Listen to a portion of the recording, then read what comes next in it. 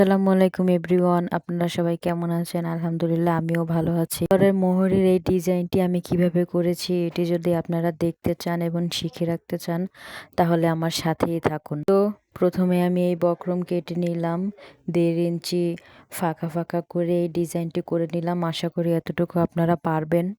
আর হ্যাঁ, অবশ্যই প্রত্যেকটা ফাঁকা কিন্তু একই মাপ অনুযায়ী হতে হবে। ছোট বড় হলে দেখতে খারাপ দেখা যাবে। এখন এটি সুন্দর করে বক্রমের সাথে বসিয়ে পায়জামার সাথে আমি বসিয়ে নিব সমান করে।